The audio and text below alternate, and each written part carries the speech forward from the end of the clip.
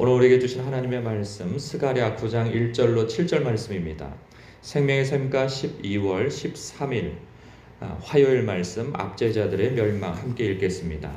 여호와의 말씀이 하드락 땅에 내리며 다메섹에 머물리니 사람들과 이스라엘 모든 지파의 눈이 여호와를 우러러 봄이니라. 그 접경한 하맛에도 임하겠고 두로와 시돈에도 임하리니 그들이 매우 지혜로움이니라. 두로는 자기를 위하여 요새를 건축하며 은을 티끌같이 금을 거리에 진흙같이 쌓았도다. 주께서 그를 정복하시며 그의 권세를 바다에 쳐넣으시리니 그가 불에 삼켜질지라. 아스글론이 보고 무서워하며 가사도 심히 아파할 것이며 에그로는 그 소망이 수치가 되므로 역시 그러하리라. 가사에는 임금이 끊어질 것이며 아스글론에는 주민이 없을 것이며 아스돗에 잡족이 거주하리라. 내가 블레셋 사람의 교만을 끊고 그의 입에서 그의 피를 그의 이사이에서 그 가증한 것을 제거하리니 그들도 남아서 우리 하나님께로 돌아와서 유다의 한 지도자같이 되겠고 에그로는 여부스 사람같이 되리라. 아멘. 여기 여러 지명이 나와요. 그리고 나라도 나오고요. 굉장히 생소하죠. 거의 성경을 우리가 안 읽어본 건 아니지만 여기 알아볼 수 있는 지명은 두로나 블레셋 정도나 될까요? 근데 의문이 생겨요. 세상에는 이렇게 죄악을 짓는 하나님을 대적하고 하나님을 모르는 우상 숭배하고 야만적으로 사는 그러한 나라들이 많은데 왜 유독 이 나라들만 하나님께서 심판하실까 하는 생각이 들죠. 그런데 이제 생각해 보면 이 당시에 이 예언서를 받는 사람들은 세계를 알지를 못하죠. 그래서 그 주변 나라들 정도 아는 정도인데 그들이 알만하게끔 말씀하시느라 이 특정한 지역들을 말씀하시는 거고, 그리고 또 특징이 있다면 무엇이냐면 이들은 다 하나님과 하나님의 나라 그리고 하나님의 백성을 대적했던 자들입니다. 그러니 그 예루살렘 주변에 분포하면서 사방에 분포하면서 살고 있던 나라들이란 말이죠. 그 나라들의 특징이 바로 이러하다는 거예요. 그러니까 오랜 세월 하나님께서 역사하시고 그리고 하나님의 백성이 살아가는 모습을 보고 그리고 간접적이든 직접적이든 여호와 하나님의 살아계심을 보았단 말이죠. 또 들었단 말이죠. 그러니까 우리 식대로 보면은 복음을 전달받은 자들이란 말이에요. 그런데 그들의 태도가 무엇이냐? 오늘 말씀해 보면 교만함이라는 거예요. 2절에 특징에 나와요. 그들이 매우 지혜로움이니라. 그러니까 지혜롭다는 것은 긍정적인 부분에서 지혜롭다기보다는 자기 스스로 지혜롭다는 거죠. 하나님 없이 지혜로움. 그것은 곧 교만함을 일컬어 말씀하는 것이죠. 그리고 두로에 대한 그 이야기도 마찬가지죠. 자기를 3절에 보면 두로는 자기를 위하여 요새를 건축하며 은을 티끌같이 금을 거리에 진흙같이 쌓았도다. 그 에스겔서 28장 지금 보면 그 26장 처음에도 그렇고 그들이 하나님 앞에 어떤 죄를 지었는가? 하나님께서 예루살렘을 징계하실 때 그 외국 군대가 쳐들어오잖아요. 그래 나라가 망하게 되어졌을 때 그들은 완전히 무력하게 되어졌고 무방비 상태가 되어졌죠. 그때 그들이 한 말이 무엇이냐면 야 저기 열방의 문이라고 하는 예루살렘이 망하겠구나. 이제 우리에게 기회가 오는구나 하여서 그들을 노예 사냥을 하고 그리고 그때 어부지리로 챙기고 그런 거 있잖아요. 망한 집, 야반 도주한 집 이런 집에 몰래 들어가 가지고 이렇게 막 그 집의 물건을 취해 오는 사람들이 종종 있잖아요. 마치 그런 것처럼 약탈자가 되어진 거죠. 블레셋도 마찬가지고요. 그리고 그들은 그 당시에 무역이 굉장히 흥행하였고 그리고 그 무역 도시로서 크게 성공하였습니다.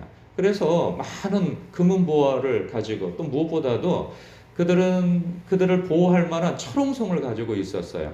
그래서 자신들은 돈도 많고 용병도 쓰며 그리고 또 철옹성을 가지고 있어서 바벨론과 같은 나라가 쳐들어와도 우리는 끄떡없어 라고 자만하고 있었던 그들이었죠. 그래서 자신들이 마치 신인 것처럼 그 왕은 자신이 하나님인 것처럼 행세를 했단 말이죠. 그것에 대해서 하나님께서 징계를 하시고 징벌을 하시겠다 말씀하고 있어요.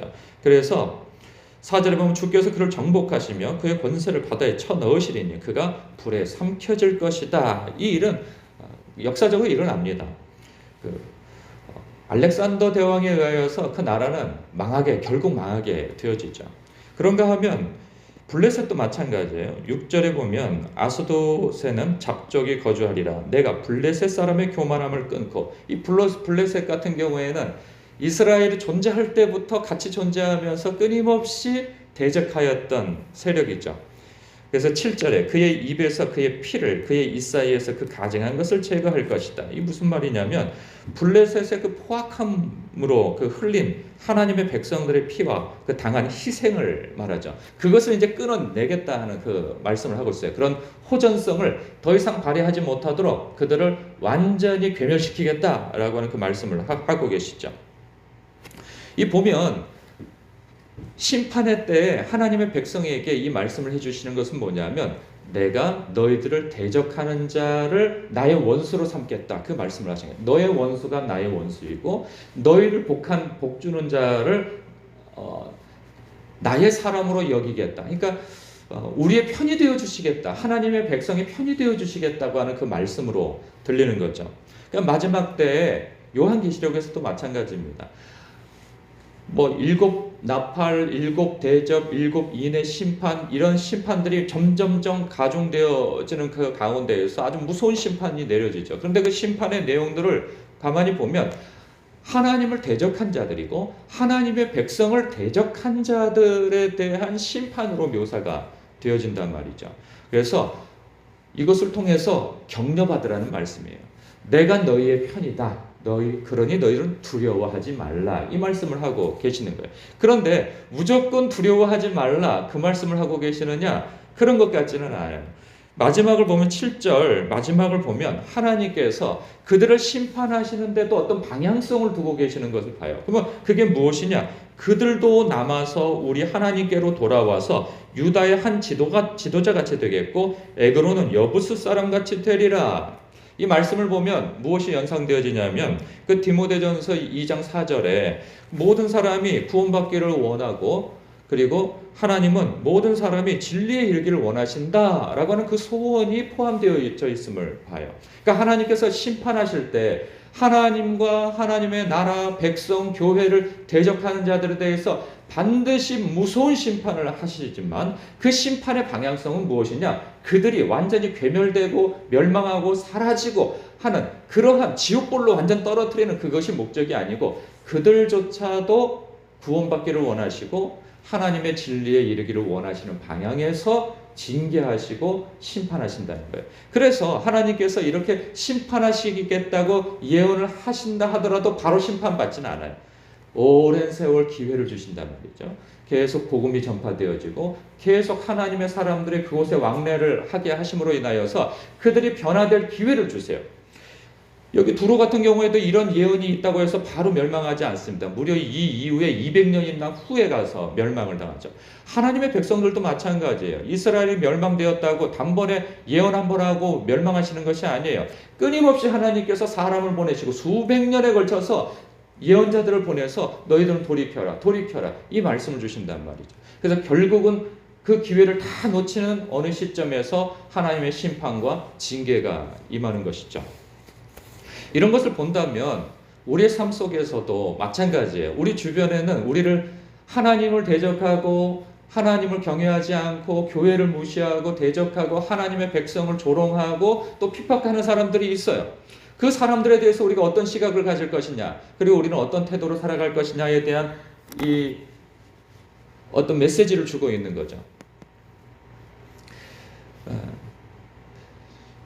하나님께서 그 대적자들에 대해서 심판하시겠다고 하는 말씀은 우리가 위로의 말씀이나 그렇다고 해서 그들이 망하기를 원하는 것은 우리가 가져야 할 마음은 아니라는 거예요.